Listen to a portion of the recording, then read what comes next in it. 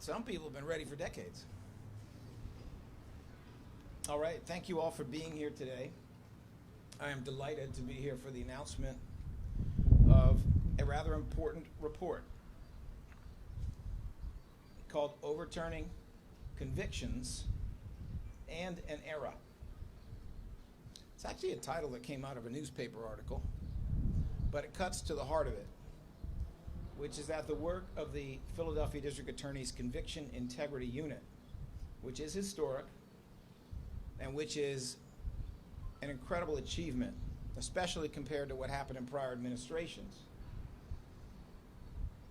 is not just about the many people who were innocent and who are now out of jail as a result of the CIU's work. It's about the restoration of trust between communities that have good reason not to trust prosecutors and have good reason not to trust police. It's about that. It's about a criminal justice system that for decades put winning cases first and put the truth second. That for decades put politics first and justice second. And that for decades, sadly, with the assistance of a lot of people in the media, wanted to tell the same dehumanizing story over and over that ignored the evidence and ignored the facts and ignored the science and ignored the truth, and also ignored the United States Constitution, which required prosecutors to do better and required police to do better. And that's not what happened. So we are here to talk about this amazing report. I want to acknowledge some of the people who prepared this report and did the work that is memorialized in this report. We have prosecutors and staff from Philadelphia's Conviction Integrity Unit with us. They are standing here. This is their work. In no particular order, they are Michael Garmisa, Andrew Welbrock, Tom Gaita, Sarah Boyette, Banafsha Amirzadeh, Arlen Caton, Jessica Addy, Leandra Ritacco, Graham Sternberg, Rebecca McDonald, Jonathan Eubank, Samantha Bass, Eleanor Carpenter, Laura McAvoy, Janet Morris, and Ryan Kellner. We also have with us some exonerees. We have Jimmy Dennis with us, a man who was wrongfully convicted during a prior administration. And we have exonerees who have been released as a result of the work of their lawyers and as a result of the work of this office after we determined that we believe they were right. Those include, in no particular order, Chester Holman III, Terrence Lewis, who will be speaking in a moment, Walter Ograd, Andrew Swainson. I hear Anthony Wright is coming. I don't think I've seen him yet. Alfred Dominic, and Bilal Wilson.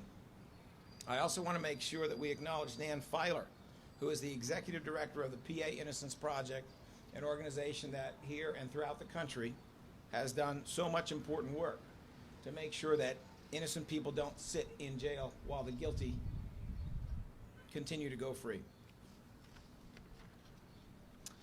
Finally, I want to make sure I acknowledge Samuel Silver, who is the president of the board of directors of the Pennsylvania Innocence Project. I don't believe he's here today either, but we want to acknowledge him and the important work that he has done. In a moment, I'm going to introduce Patricia Cummings. And that's a long story about hoodwinking somebody from Texas to come all the way out here to start a conviction integrity unit. But before I do that, I want to tell you something really unexpected. We are looking. We are looking. And we are looking nationally and we are looking locally for 2 senior level, executive level professionals to be a part of our conviction integrity unit. The list of applications for consideration gets longer. That's what happens when you give people hope. And we need more resources. We need more people who have a serious resume in the relevant areas to work with our conviction integrity unit. I say that because I have to start the process of hoodwinking a couple more people to come here and be part of this amazing team. In the same way, not so long ago, I guess it was a little while ago, wasn't it? But in the same way, not so long ago, we were able to locate and make contact with Patricia Cummings. Patricia Cummings came here with a long and distinguished career, both as a prosecutor and as a criminal defense attorney. She had been the head of another similar unit, essentially a conviction integrity unit in one of Texas's beautiful big cities for a while. She had all the qualifications we needed, and she knew how to stand up. And she has had to stand up, because this will come as no surprise to you that an office that engaged in these practices right down the street, the office where we all now work together, that office was not expecting what they got when Patricia Cummings came to town, helped to found a real conviction integrity unit, and had to go from courtroom to courtroom talking to judges who in many cases were ready for change, but some of whom, let's be honest, were part of the problem. And they were part of the problem in the DA's office themselves, or they were part of that culture, that other era, that murky mess that we used to have in the city of Philadelphia. Not every single one of them has been in love with change, but more and more, as they have seen the incredibly high quality of the work that we have done, more and more as they have seen that we have not only argued in favor of exonerations, but in many, many, many, many cases, we have argued against them or chosen not to pursue them because the facts and the law do not support it. More and more as judges, even judges from this other era, have seen that we were serious about the business of truth, serious about science, serious about following the law. More and more we have seen that with only a couple exceptions, judges have agreed with us. They have endorsed this work. They have approved this work. And they have made sure that the men behind me who've been exonerated were released. That is owing to Patricia Cummings and to her incredible team. I'm now going to be quiet so that Patricia Cummings can say much more important and interesting things than I've said. And we will then hear from Terrence Lewis. I'm going to ask Patricia Cummings to introduce Mr. Lewis. I'll come back for a couple more remarks. We'll be waving at where Frank used to be in a few moments. And then we will take some questions and answers. And if you don't know what Frank I'm talking about, we'll talk about that at the end. Patricia?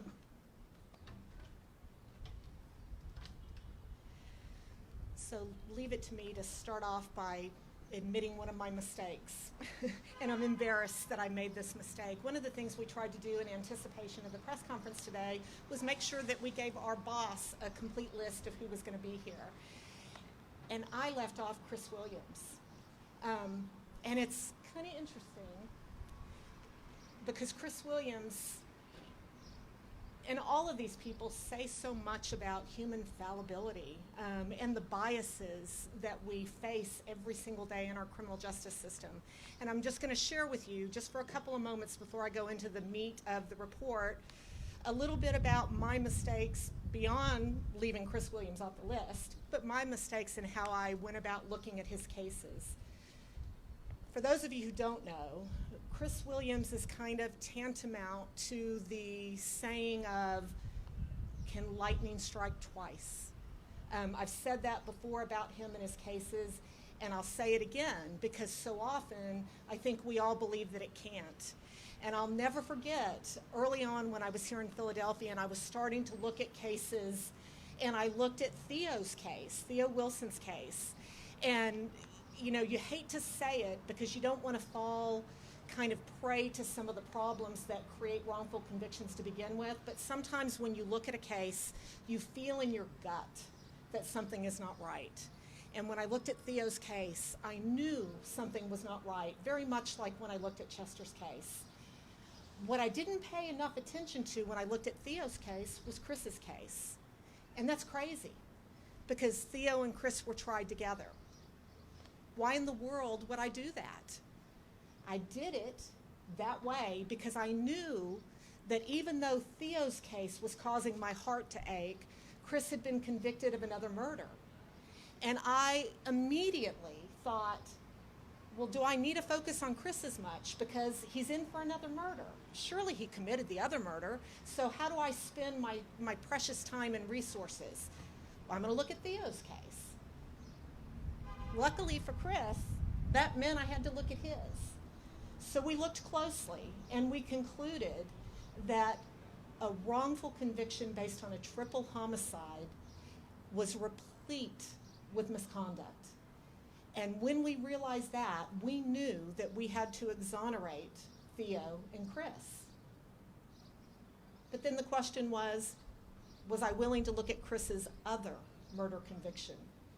And I'll never forget when his lawyers were asking me, Patricia, can you bump his case up? Can you bump it up to the top of the queue? And I kept thinking, how can I justify that? How can I justify that? Fortunately, along with one of my colleagues, Arlen Caton, we looked at Chris's other case. And when we looked at it, we were horrified once again to see the misconduct that led to the wrongful conviction. But I gotta tell you, also a little bit personally horrified that if I had left it up to my bias, Chris might not be standing here with all of us today. Lightning does indeed strike twice, and I am so very happy and proud that Chris is with the rest of these men today as we celebrate the work, not that the Conviction Integrity Unit is doing, but the work that the community of Philadelphia is doing. I couldn't do this work without my team. We all hear so often that it takes a village. It does take a village. The village is bigger than my team. The village is all of us. In addition to having a village, we also have to have a leader. And that leader is Larry Krasner. And I gotta tell you, when Larry asked me to leave my home in Texas, and I always tell people, and come to a cold place, that was the hardest part. I was like, have I lost my mind? But there's not been 1 minute, despite all the bruising fights that I've had, there's not been 1 minute, actually I should say there's not been 1 second that I've regretted coming to Philadelphia and being part of this movement. Coming to Philadelphia and being part of a team that Larry has put together. Larry has kept every promise he has made to us. He has made this work a priority. He's given us the tools that we need, and he has always been there to support what we're doing.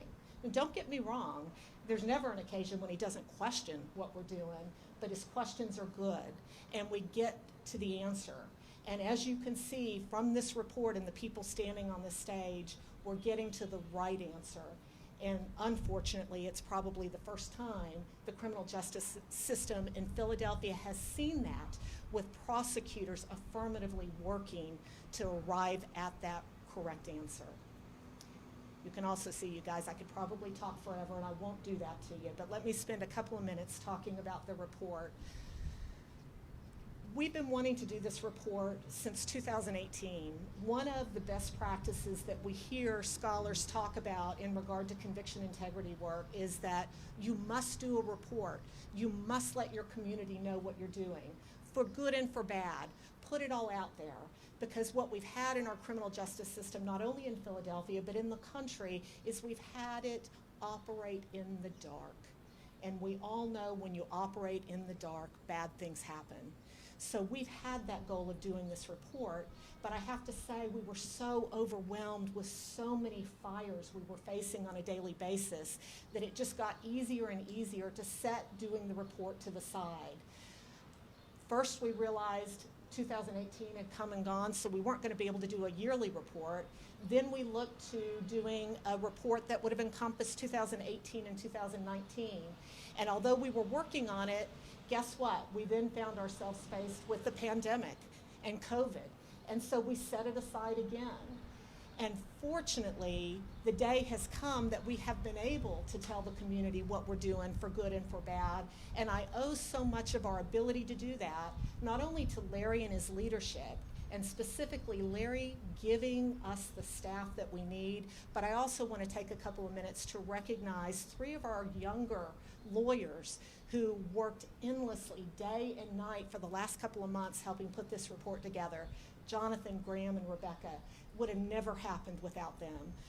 I'm so proud of the work that they did as part of our team, and I'm so glad that Larry let us kind of steer off the beaten path of thinking that a conviction integrity unit can only be staffed with lawyers with 10 plus years experience. We have that, but now we have new lawyers that I believe are learning the right things that young lawyers need to learn when it comes to getting it right in the criminal justice system. Say a couple more things about the report, and then I'm going to introduce Terrence. I've said a couple of times, I've not highlighted it dramatically, but for me, what's so important in this report is not only highlighting these men behind me, but it's also talking about the challenges we face. We're just starting the battle to improve the criminal justice system. We've got a long ways to go. And if we don't talk about the challenges that we face along the way, I'm afraid we're never going to get very far. So rest assured, we've had great successes in the Conviction Integrity Unit over the last 3.5 years. But as I said a minute ago, we've had some bloody battles, and we've lost a few along the way. And we want to get to a place where we don't lose any anymore. But as I said a minute ago, we've got a long ways to go.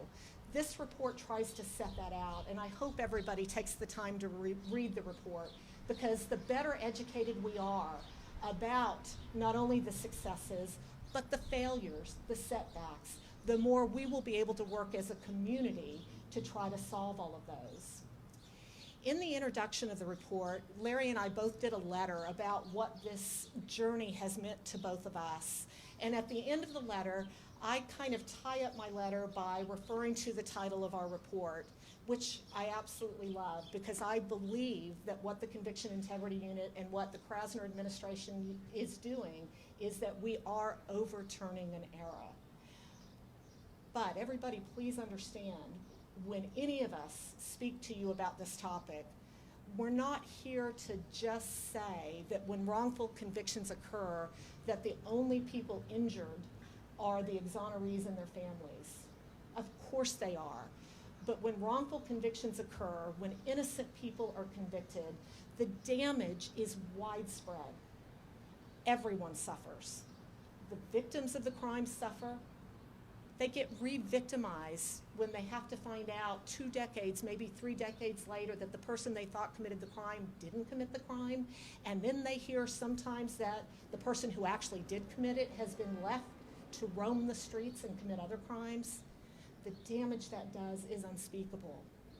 The damage that occurs to the community is also unspeakable, because what we're left with when we see how incredibly fallible the system is, and sometimes how incredibly corrupt and racist the system is, we lose faith in our leaders, we lose faith in our system. So in any conversation, please always try to make people understand what we're dealing with when we're dealing with these issues. So having said that, I'm going to tie back to the title of our report, and I'm going to read from my letter. And what I said at the end of my letter, I said, but it is important to understand that when we talk about ending an era of wrongful convictions, it means so much more than identifying the innocent and the wrongfully incarcerated. Overturning the era means we can learn from our mistakes. And if we learn from our mistakes, I hope and pray we can have a criminal justice system that gets it right the first time. And I have tremendous hope. Standing with all of these people, having all of these new friends that I care so deeply about, gives me faith in humanity. So with that, I'm going to introduce my good friend, Terrence Lewis. Terrence is amazing. I could try to spend 5 minutes doing an introduction of Terrence, but it's unnecessary, because the minute he stands up and smiles in front of you and says a few words, you're going to feel like you either want him to be your friend or he is your friend. Terrence. Thank you. Thank you. Good afternoon, everyone. I'm Terrence Lewis, and I'm an exoneree. May 21st, 2019 is a day that I will never forget. It's a day that my life completely changed in an instant. I made a transitional, it was a transitional process from actually serving a wrongful conviction, a life sentence on a wrongful conviction, to actually finally having a chance to live my life. And the feeling, the euphoria that I received from that, only my fellow exonerees who stand behind me can relate and attest to the truthfulness of those actual feelings. And I mean, since day one, the feelings that I have experienced, these new feelings, are worthy of being mentioned at any gathering. The feeling that I received by transitioning back into society alone is priceless. But the feeling that I received by making that transitional process back to the arms of my loved ones and my family and my friends, again, is priceless. And because of that, because of these feelings, and I say publicly, I can attest to that, and I speak for my fellow exonerees, my brothers who actually went through the same journey and the same process of being wrongfully convicted and being villainized, being labeled a villain by the previous administration. We publicly have to thank the Conviction Integrity Unit, and I want to give an extra thanks, a personal thanks to, as she mentioned, my friend, Miss Patricia Cummings, who spearheads the Conviction Integrity Unit, because the work that they're doing to date is phenomenal. The work that they're doing is the byproduct. We are the fruits of said work. So transparency to Patricia Cummings has been her #1 focal point, as well as her units, in regards to the work that they committed to do. The report that I glanced over earlier this morning, it's a report that's detailed. It's a report that's profound.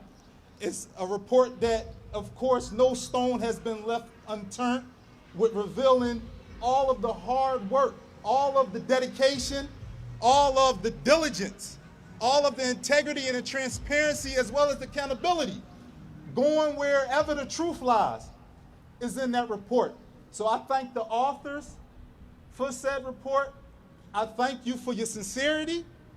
I thank you for your courage in today's time to take a stance and honor your oath and go against the status quo, that of old, of lock them up and throw away the key no matter what.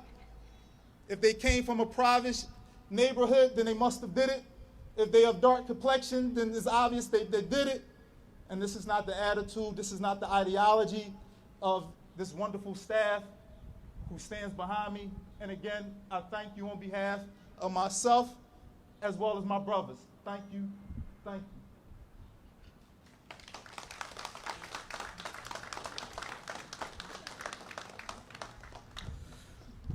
Thank you to Terrence. Thank you for Patricia Cummings for her work and also her words here today. So read this report. Come on now. I mean, this is a nice little press conference, whatever. We're all standing around, getting our pictures taken. We're all smiling, looking shiny. Read it. You want to know how many cases we rejected? It's in here. You want to know how many cases we're still working on actively? It's in here. You want to know how many applicants we had the first year? It's in here. How many we have now as the number of applications grows? And I'm out here, trying to find a couple more senior level people to help us do this important work. It's in here. And what is also in here are some of the individual stories. The individual stories of successes, the individual stories of what are, in our opinion, failures. The individual stories of some of the people behind me who are here. Read it. You'll love it.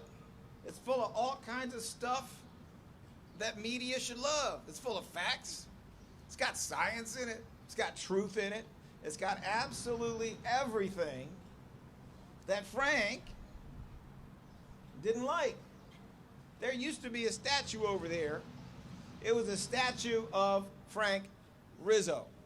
After we're done taking media questions, all of us are going to walk over there, and we're going to stand where he used to stand. Because we would like to think there's kind of a new sheriff in town. But anyway, we're going to stand where he used to stand. Frank Rizzo started his career as a beat police officer, became the commissioner of police, and then he became the mayor of the city of Philadelphia, and simply put, he stood for racist and brutal policing. That's what he stood for. As mayor, as police commissioner, as a beat cop. That is what he stood for. I was absolutely delighted when a truck showed up in the middle of the night with a crane, and they picked up Frank Rizzo's statue, the only statue of a Philadelphia mayor anywhere near the center of power. Let's not even get into that. We couldn't have any of the other mayors. We had to have Frank for 22 years. They pulled up a truck. They got their crane ready. They wrapped him up so people wouldn't even see who it was when they drove him off. They laid him down on the back of that truck, and he's in a secret place. And it's probably secret because if people knew where it was, there would be a melted statue of Frank Rizzo. But that is what happened. It happened after the killing of George Floyd. It happened during a period of unrest. After years of community outcries, it happened. And when it was done, the guy who owns the building down on 9th Street, where they had the giant mural of Frank Rizzo, 2 stories high of his head, that guy decided it was time to paint it over. Yes, this really is the end of an era, and that is so important. It is so constructive for the city of Philadelphia. I'm very proud of the people behind me who've done so much to make that possible. Are there any questions from media?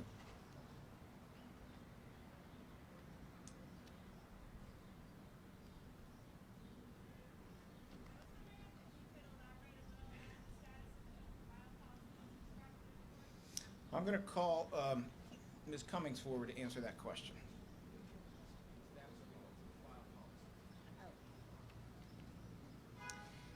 Perfect setup, because I can just have a meeting with Larry right now to talk about that.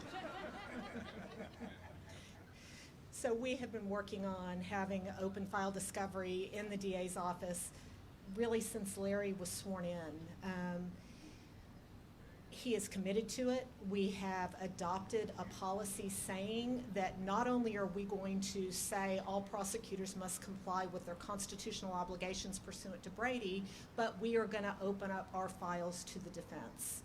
So much of the problem we've had in implementing the policy has been that when Larry set foot into the office, and myself as well, we realized that we were walking into an office that was not only draconian in how criminal cases had been handled for decades, but it was draconian in terms of the infrastructure and the technology that we need in the 21st century to not only go to an open file system so we can make sure everything is in the same place, that everything in regard to one file can be found looking at a file on a computer, but we also need it so we can make sure that we're properly giving all of that information to the defense.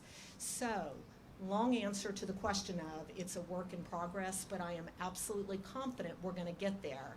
And I'm going to do the best I can to needle him as much as I can to make sure that we get there maybe a little quicker than maybe he thinks we're going to get there.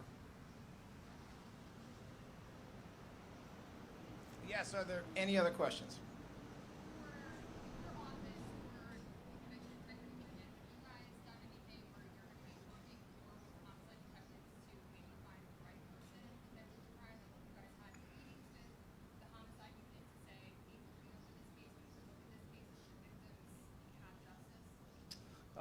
This report actually talks about that. It speaks to the fact that there has not been as vigorous a response as we would like. It is often impossible to go back and actually hold accountable the person who committed the crime, A, because it's impossible to investigate. The investigation was closed very early on the wrong person, and so if there were other leads, they were often abandoned. When 25 years pass, so do a lot of opportunities to actually thoroughly investigate that. So sometimes it's impossible. Sometimes the person we believe to be the perpetrator is dead. We've seen a situation like that. But I can tell you that we look forward, and I mean this sincerely, to the kind of collaboration with the Homicide Division of the Philadelphia Police Department where they will be able to look past the fact that there has been either a terrible mistake or there has been misconduct in the past in one of their investigations, and they will be willing to work to actually hold the perpetrator accountable. Have you had conversations with the homicide unit? There have been conversations. Do you want to talk to her? I understand. I'll bring it up in 1 second. I'm happy to do that. But there have been conversations on individual cases. Patricia, would you like to say more? That's what I was going to say. I'll add a little bit to that. Sorry. I guess I was kind of heckling him in the back, and I shouldn't have been doing that. But yes, there have been conversations, and I'll tell you, some of the conversations occurred very early on, and as Larry correctly stated, they were in regard to specific cases. And when we had those conversations, I got to tell you, the answer we got at the time was not, we don't have the resources to deal with it. Instead, it was akin to, we got the right guy to begin with. We disagree with what you're doing. And so we knew with that kind of attitude, it was going to take a tremendous amount of work to educate and get the homicide unit in the police department past those biases. Now, what we're seeing is instead of what I would consider an improvement in that regard, I think we've actually seen a couple of steps backwards. And specifically what I'll refer to in regard to that is Walter Ogrod's case and the horrible, brutal murder of Barbara Jean Horn. Not sure if some of you guys saw the coverage on that case. It was on the anniversary, the 1-year anniversary of Walter's relief. Sharon Fahey, Barbara Jean's mother, spoke to reporters. And she is, I'm going to use the word desperate, but not in a negative way. She is desperate for someone to help her identify who killed Barbara Jean. And in announcing that desperation, a reach out was made to the homicide unit of the police department. And in response, what they specifically said was, we don't have the manpower or the resources to even think about investigating that case. And that is really sad. It's heartbreaking for Barbara Jean, Barbara Jean's family. It's heartbreaking for us, but it's the reality. And as I said, and as I described it, it's kind of like walking backwards rather than moving forward. Hopefully, we have seen some improvement from the homicide unit of the police department recently in regard to how they deal with us in this work. So hopefully that's going to mean things will change. And as Larry said, I agree with him, and I believe we all have to work together. We've got to collaborate. We've got to say we're in this together, and if we do it right in the cases where we could actually arrest and prosecute the real perpetrator, then everybody benefits. So I'm going to cross my fingers, cross my toes, and hope that things do get better. Thank you. Are there any other questions? Your message to the families that have innocent people in prison. Would you like to people sitting waiting to get looked at, to get their cases looked at? What's your message to people that are sitting innocently in prison and their families? Well, first of all, I know that's happening all over the country. Message one, elections matter. Elections matter. 10% of the United States at this point has elected a progressive prosecutor. These are the prosecutors most likely to be interested in a bona fide conviction integrity unit. Elections matter. If you are in a jurisdiction where you do not have a conviction integrity unit, you do not have a push to have one that's genuine, that's real, you might need a new DA. You might need a different mayor. You might need different people in your state legislature. Elections matter. Get out there and vote. Don't just wish for change. Make the change. Number two, if you are in a jurisdiction where you do have a conviction integrity unit or one that is trying in a sincere way to do the right thing, then you have to apply. If all you got is a crayon and a piece of paper, then write what you got to say on that piece of paper and send it in. If you have access to lawyers who might be willing to do this for free or for money. Go there. If you have access to the Innocence Project, which, you know, much like us, scrutinizes cases, they're not going to take every case. Communicate with them. See whether they share your view that there's something wrong with this case and something has to be changed there. And finally, what I would say to those families is, if you know anybody who's interested in being a senior level person in the Conviction Integrity Unit of the Philadelphia District Attorney's Office, we can get to cases a little more quickly if we have some of those people. And I bet some of you really do know the right kind of very, very experienced, justice-driven, competent, experienced attorneys. Are there any other questions?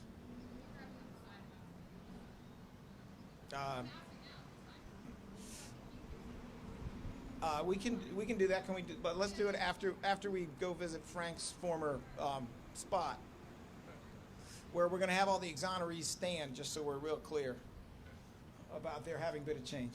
All right. Thank you very much. We are going to cross the street. We'll wait for anybody who has a camera who intends to be over there. We will wait for a couple minutes so you can get your shot. Somebody told me somebody wanted that.